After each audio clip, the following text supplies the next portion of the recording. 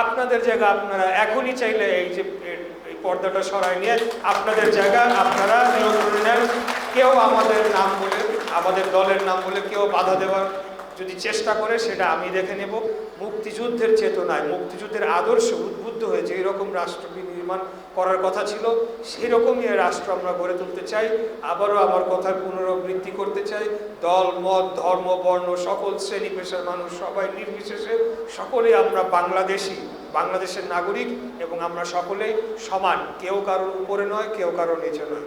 এবং আমি একজন জনপ্রতিনিধি হিসেবে, আপনাদের এলাকার সন্তান হিসেবে অন্তত আমাদের এই এলাকায় সেটা অক্ষরে অক্ষরে বাস্তবায়ন করবো ইনশাল্লাহ, এটা আপনাদেরকে কথা দিয়ে যাচ্ছি।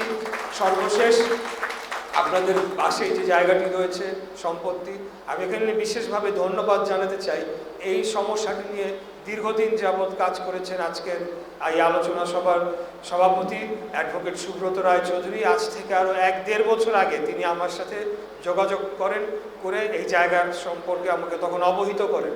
তখন আমি ওনাকে বলি, আপনি উকিল মানুষ, সুপ্রিম কোর্টের অ্যাডভোকেট, আইনি বিষয় যেহেতু আপনি আমাকে একটা ক্লিয়ার নির্দেশনা দিলেন, তো তখন আমি অবশ্যই কোনো দায়িত্বে ছিলাম না বা সরকারেরও কোনো অংশ ছিলাম না। এখন আমি আপনাদের ভোটে নির্বাচিত হয়ে আপনাদের জনপ্রতিনিধি হিসেবে এখানে এসে দাঁড়িয়েছি।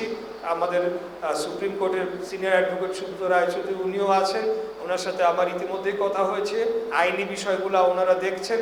আমি আপনাদেরকে অভয় দিয়ে যাচ্ছি, কথা দিয়ে যাচ্ছি, আপনাদের জায়গা আপনারা এখনই চাইলে এই যে এই পর্দাটা সরায় নিয়ে আপনাদের জায়গা আপনারা নিয়ন্ত্রণে নেন। কেউ আমাদের নাম বলে, আমাদের দলের নাম বলে কেউ বাধা দেওয়ার যদি চেষ্টা করে সেটা আমি দেখে নেব। এবং বর্তমানে যারা অবৈধভাবে দখল করে রয়েছে, আমাদের এখানে সাবেক কাউন্সিলর জনাব মোজাম্মেল হক মুক্ত রয়েছেন এবং যিনি কাউন্সিলর ইলেকশন করেছেন 2020 সালে আমার সাথে দলীয় মনোনয়ন পেয়েছিলেন জনাব সাব্বির আহমেদ আরেফ, ওনারা দুজনেই উপস্থিত আছেন। আগামী দিনে ভবিষ্যতে কে ইলেকশন করবে এটা আমরা জানি না, এটা দল নির্ধারণ করবে। কিন্তু আজকের দিনে আমি আপনাদের সংসদ সদস্য হিসেবে এই নির্দেশনা আমাদের সকল বিএনপি এবং অঙ্গ সহযোগী সংগঠনের প্রতি দিয়ে গেলাম, আপনাদের জায়গা আপনারা নিয়ন্ত্রণে নেন। এখানে ওয়াল আছে কিনা জানি না, দরকার হলে ওয়ালটা ভেঙে ফেলেন, আর আপনাদের জায়গা আপনারা নিয়ন্ত্রণে নেবেন। এটা নিয়ে তো আমাদের কোনো দ্বিধাদ্বন্দ্ব থাকার কোনো সুযোগ নাই।